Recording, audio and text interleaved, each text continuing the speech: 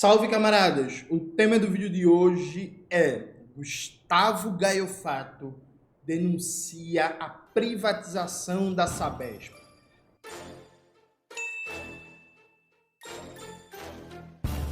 Antes de começar propriamente o tema do vídeo do canal de hoje, quero muito agradecer a você que ajuda a manter e melhorar nosso canal a partir do Apoia-se.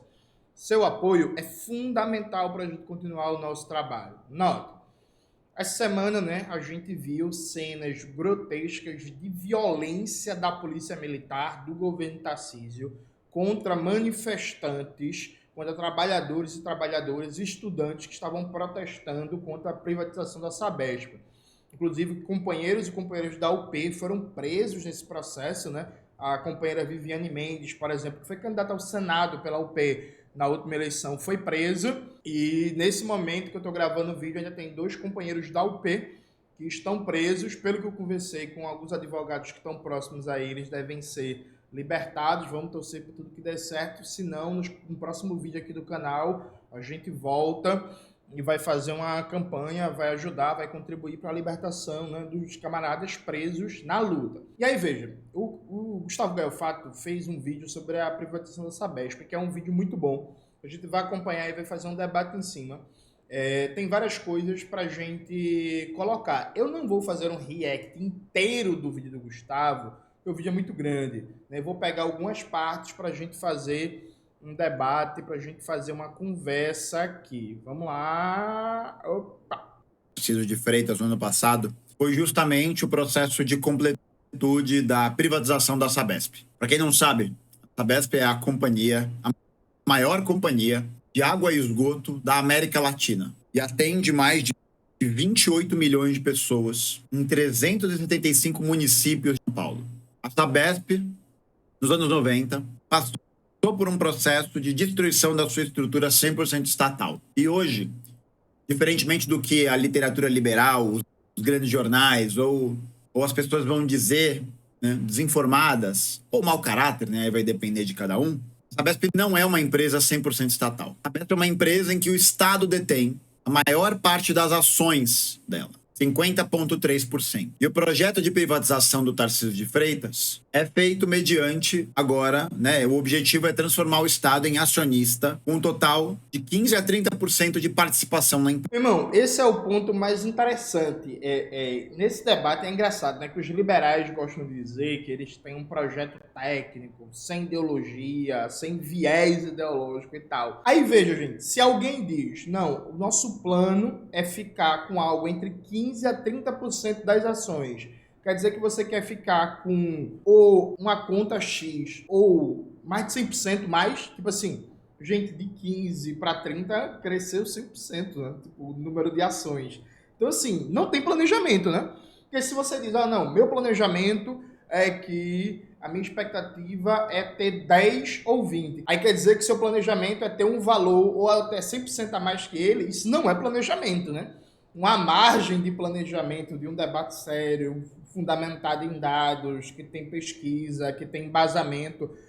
Ainda se aceita, por exemplo, uma variação numa faixa de até no máximo 20%. Então vamos dizer assim, não, temos aqui um planejamento e tal, temos um modelo, então a gente está fechando alguns detalhes de contrato e aí a variação final vai ficar na casa ali de 10, 15, 20% no máximo. Aí dá para a gente conversar. Agora assim, não, o Estado vai ficar ou com 15% ou com 30% das ações. Meu amigo, venha cá. Tipo assim, não é possível, gente, que você que é liberal, esteja assistindo meu canal, pelo amor de Deus, vem cá, não, você é liberal, você apoia a privatização, tudo certo, você é privatista, mas você não é um rico, você é uma pessoa pobre, você não vai ganhar nada com isso, você só apoia a ideologia. Vamos conversar aqui comigo.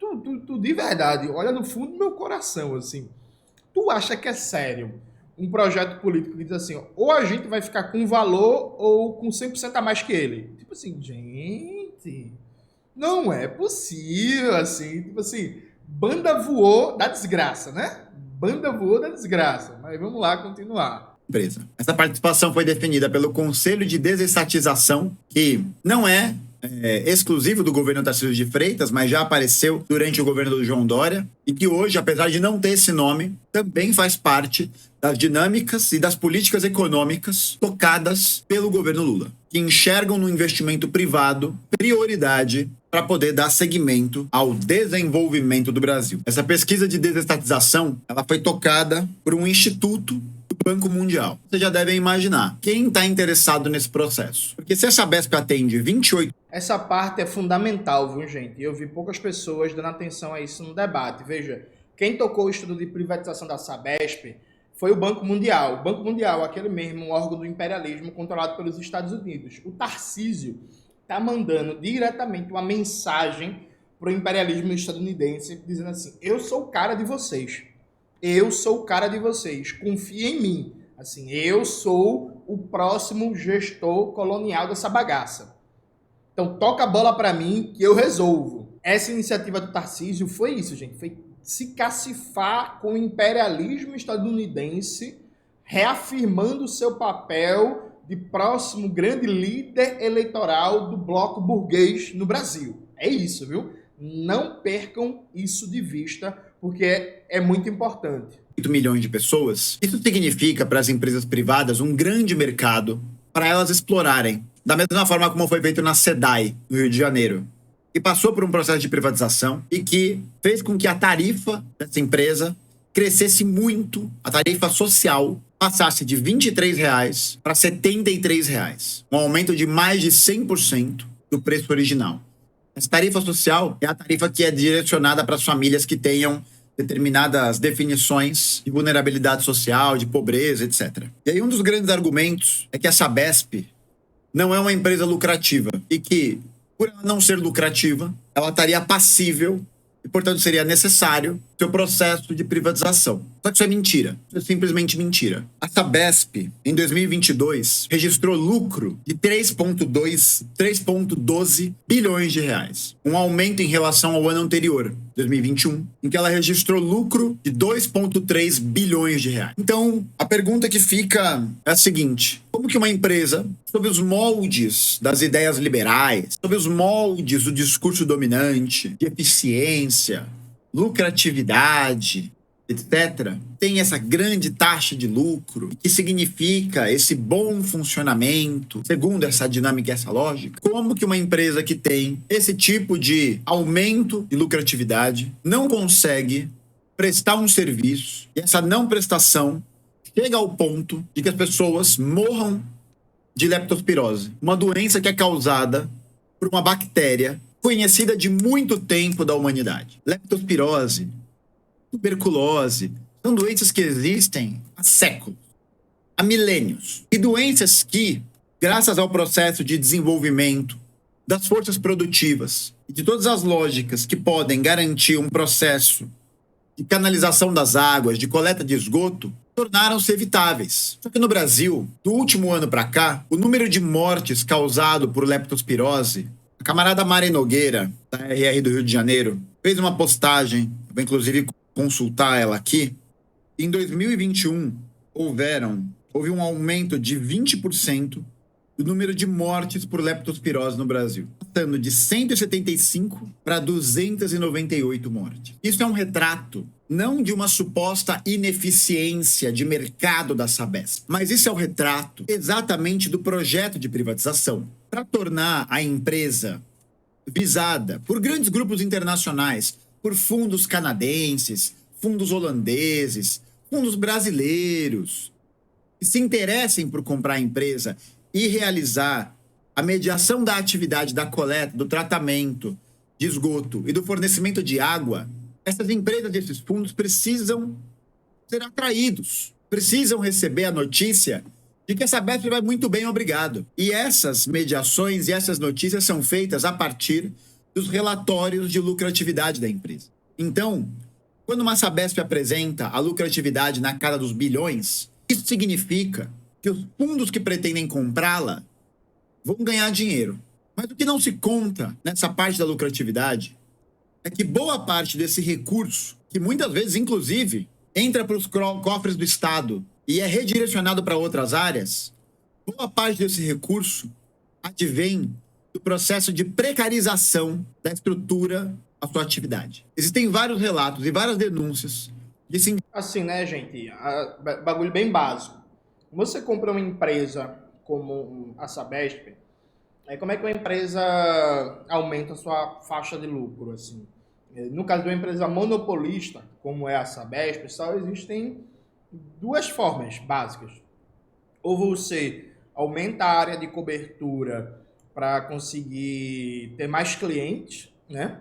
Ou você aumenta a conta de água, pá, ou você reduz custos. Aumentar a área de cobertura depende de investimentos, há um tempo de maturação dos investimentos para que você tenha uma nova cadeia de clientes e você possa ter maior volume de lucro. Aumentar a conta de água gera reações políticas, gera questões, gera problemas e por aí vai. Reduzir custos não, né? Ninguém vê no imediato, no dia a dia. Os milhões de usuários e usuárias do serviço da Sabesp não vão saber.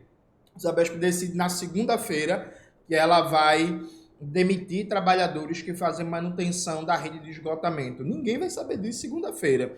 No resultado trimestral do balanço da empresa, ela distribui lucros e dividendos para os acionistas, que não é tributado, inclusive que o FHC acabou com isso. O governo Itamar Franco aprovou a tributação de lucros e dividendos no Brasil e o FHC revogou e nenhum presidente lutou para voltar. Nenhum, viu, gente?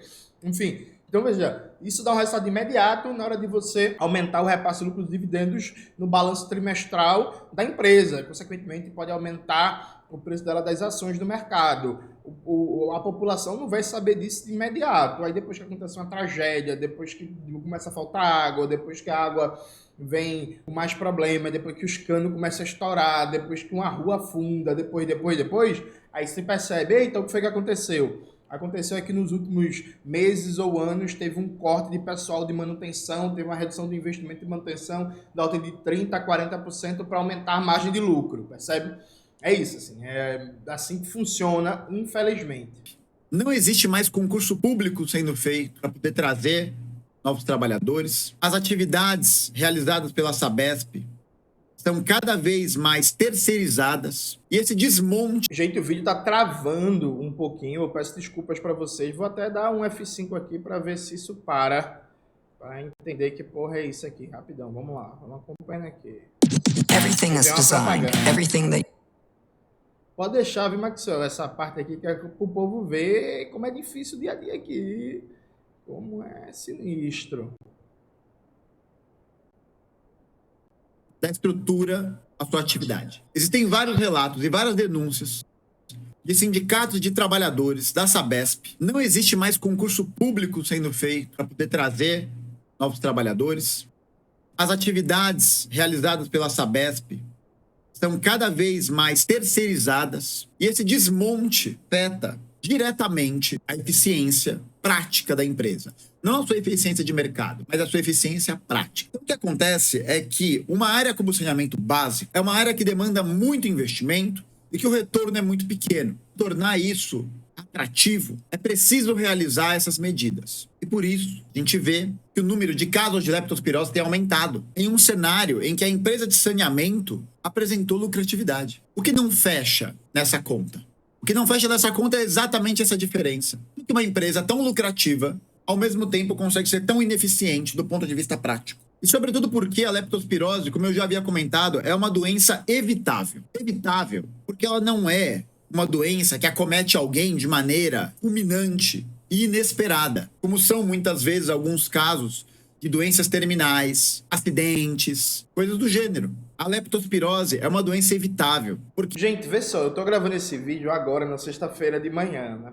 E eu tenho que gravar o mais cedo possível para Maxwell ter tempo de editar, ele tá no ar de 5 horas da tarde. Eu não sei se é minha internet, eu não sei que porra é essa, mas o vídeo do Gustavo tá travando muito. Eu assisti ele agora de 8 horas da manhã, quando eu acordei, tava normal, então não vai dar pra gente continuar o react. Eu queria fazer o react de pelo menos mais 2 partes.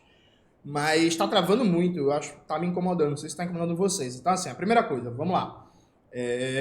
Eu recomendo que vocês assistam todo o vídeo do Gustavo, ficou muito bom. Eu só acho que o Gustavo esqueceu de falar uma coisa. A privatização da Sabesp, ela foi legal. A Constituição Estadual de São Paulo proíbe a privatização da Sabesp no modelo que foi colocado, e Tarcísio precisaria ter aprovado uma PEC, né, com maioria qualificada e não um projeto de lei simples. Então, veja, é ilegal, do ponto de vista regimental. Para além do elemento do conteúdo do projeto, a tramitação do projeto é ilegal, entendeu? A Constituição Estadual de São Paulo impõe que para um projeto como esse é necessário uma PEC para você mudar a Constituição. Se não me falha a memória, inclusive, acho que é o artigo 62 da Constituição Estadual de São Paulo. E foi aprovado um projeto de lei, não uma PEC, não uma proposta de emenda à Constituição. Para quem não sabe, os estados também têm Constituição, viu, gente? Também tem PEC, a Constituição dos estados. Então, do ponto de vista regimental, foi legal. Isso por um lado. E aqui vejo, gente, já venho debatendo com vocês no canal que há um processo de privatização do regime de águas e do saneamento público no Brasil. Isso passa pela aprovação do novo marco regulatório do saneamento no Congresso Federal a partir de muito lobby das empresas privadas. Então, ainda no governo Bolsonaro, né, houve um avanço no processo de privatização. E aí, veja, gente, eu recomendo, quem tiver dúvida, não acredite na minha palavra, vão pesquisar. Na época da aprovação do novo marco do saneamento básico, podem ir nas redes sociais dos deputados e deputadas do PT, do PCdoB, do PSB, do PSOL, do PDT, e você vai ver muita gente falando que é o marco regulatório do saneamento privatista, que criminaliza o investimento público, que deixa de fora as empresas públicas e tal, e tudo isso é verdade. Sabe o que foi que aconteceu quando o governo Lula assumiu? O governo Lula não só deu continuidade à linha que estava colocada de política econômica do governo Temer e do governo Bolsonaro, como ele aprofundou em alguns aspectos. E agora, preste muita atenção. Júnior, mas você está falando da Sabesp privatizada por Tarcísio e vai criticar o governo Lula? Veja, meu querido, eu sou contra qualquer forma de privatização do regime de águas e de saneamento básico no Brasil. Não importa se quem está fazendo é Lula, é Zema, é Tarcísio, é Cláudio Castro, não importa. Eu sou contra, eu sou crítico. E eu sou um crítico coerente, né? Eu não sou uma pessoa vendida, eu não sou uma pessoa oportunista que só critica porque é Tarcísio e fica calado quando é o governo Lula, percebe? Assim, acho que quem me acompanha aqui já está bem ciente disso. Vamos lá. O que aconteceu? Lembra que eu falei várias vezes da privatização de presídios? Tem o decreto 11.498, de 25 de abril desse ano, assinado pelo vice-presidente Geraldo Alckmin, que Lula estava viajando, mas é claro, é um decreto presidencial, tem concordância do presidente Lula. Lembrando, gente, que o decreto presidencial, no processo de apresentação, ele não passa pelo Congresso. Nesse decreto presidencial, além de presídios e segurança pública, além de florestas e áreas de preservação ambiental, sim, gente, tem privatização de floresta rolando no Brasil. Em breve eu vou debater isso com vocês aqui. Além de privatização de presídio, de floresta e tal, tem também, o governo Lula colocou águas e saneamento no rol do PPI. Programa de Parceria de Investimento, não o PPI da Petrobras, o Programa de Parceria de Investimento, que foi um decreto editado por Michel Temer, pelo governo golpista do Michel Temer, com o objetivo explícito de desestatizar a economia brasileira, de promover entrega à iniciativa privada de serviços e políticas públicas. Gente, de novo, não acreditem em mim, entrem no site do PPI, vocês vão ver lá os caras dizendo que o objetivo deles é privatização. É desestatizar a economia. Quem está dizendo é eles, não é João Manuel, percebe? Perfeito. Nesse âmbito, o governo Lula ali tomou duas iniciativas centrais. Ele colocou o BNDES para financiar principalmente empresas privadas na área de saneamento básico, tratamento de água, tratamento de esgoto e tal, restringindo o crédito para as empresas públicas e colocou o Conselho Monetário Nacional com a desculpa de combater o endividamento do Estado para restringir o crédito para as empresas públicas. Gente, presta atenção, o Conselho Monetário Nacional não passa pelo Congresso, porque a desculpa de tudo é o Congresso, né? O Conselho Monetário Nacional não passa pelo Congresso, é composto por Fernando Haddad, Simone Tebet e Campos Neto. O governo Lula tem maioria, tem 2 votos. O Conselho Monetário Nacional decidiu restringir o crédito para as empresas públicas, com a desculpa, como eu já disse, de combater o endividamento.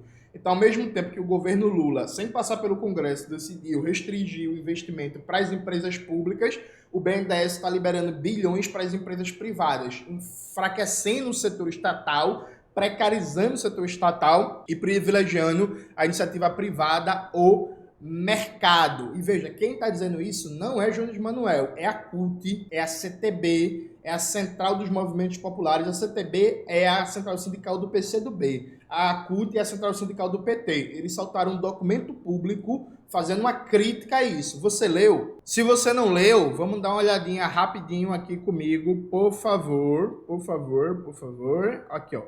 Antes de eu ler o trecho que eu quero para vocês, deixa eu mostrar logo quem é que está assinando o documento, viu, gente? Esse documento foi assinado por 157 entidades.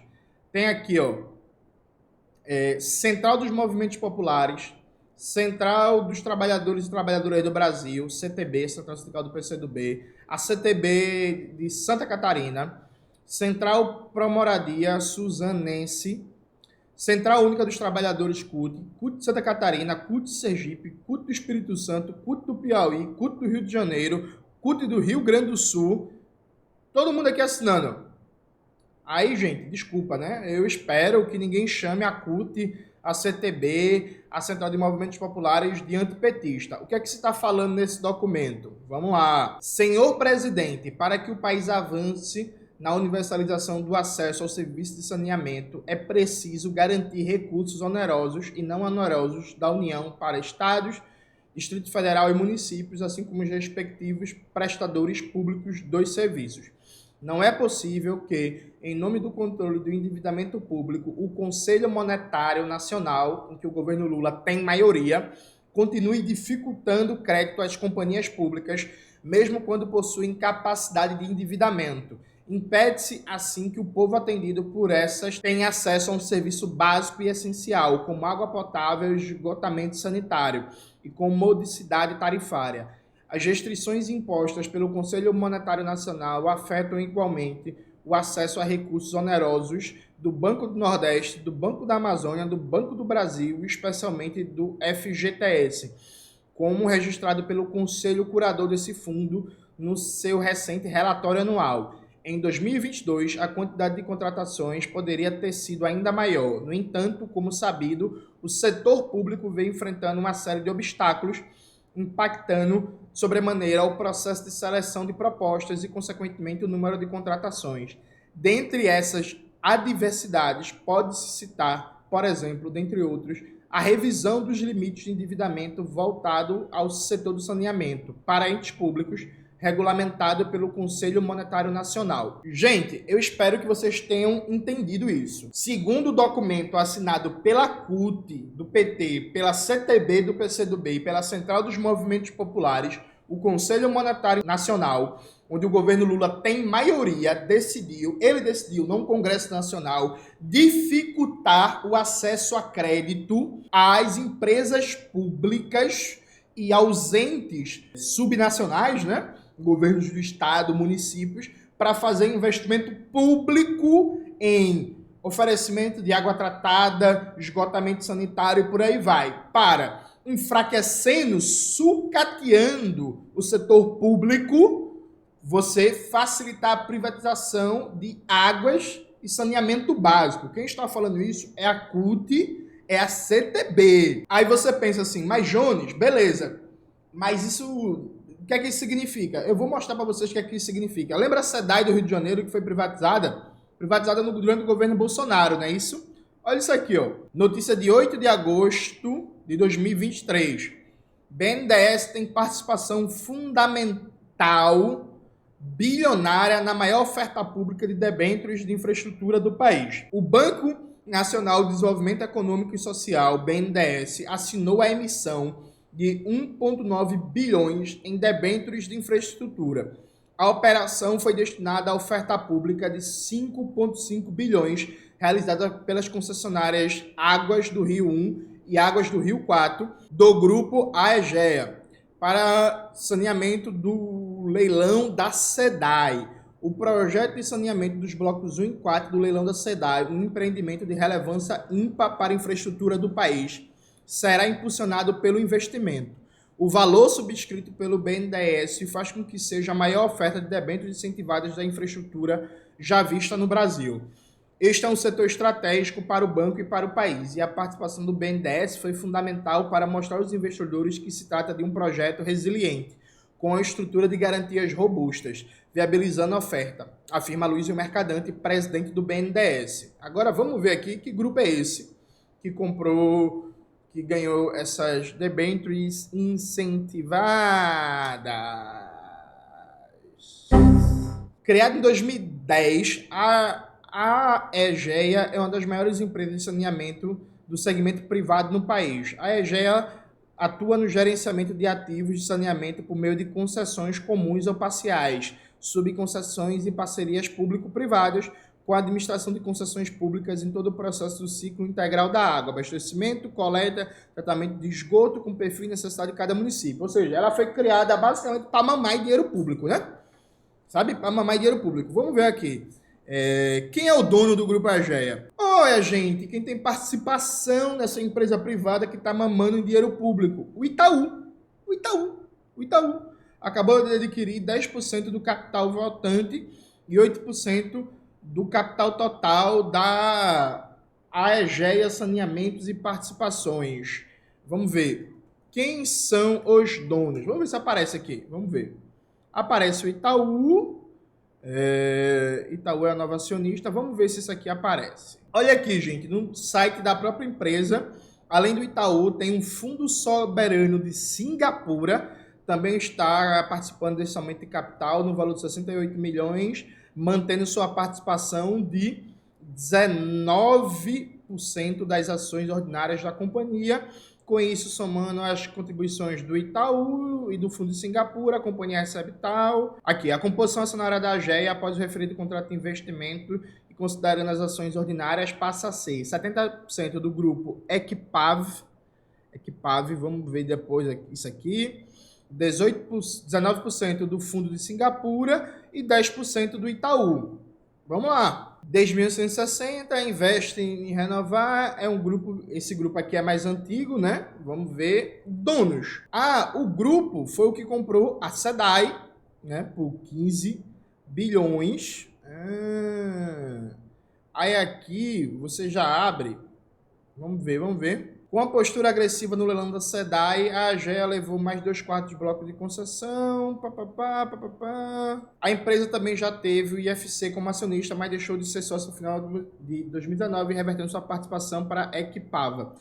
A controladora da Egea tem origem na engenharia, comandadas pelas famílias Toledo e Vetoraço, do interior de São Paulo. A Equipava tinha uma sociedade com o grupo Bertin, mas houve uma reestruturação que segregou os negócios. A Companhia Paulista também aproveitou para vender seus ativos de açúcar e álcool para a Indiana, uma empresa indiana, e passou a focar em saneamento e terminal rodoviário. Não tem aqui dizendo muito claro a estrutura de acionistas, mas veja, eu quero mostrar para vocês que vocês percebem que, de um lado, você tem 157 entidades, inclusive a CUT, a CTB e a Central dos Movimentos Populares, dizendo, olha, o governo Lula está dando continuidade à política do governo Bolsonaro e do governo Temer de privilegiar a privatização do saneamento básico do regime de águas no Brasil,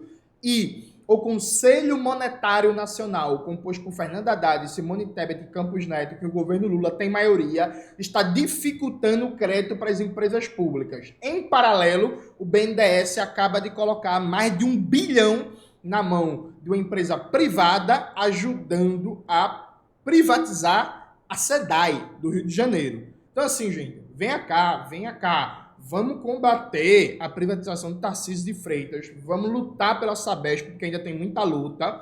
Agora, sim, não dá para criticar a privatização da Sabesp e ficar calado com o que o BNDES está fazendo. Ficar calado com o que o governo Lula está fazendo. Ficar calado com o Conselho Monetário Nacional dificultar o acesso a crédito para empresas públicas.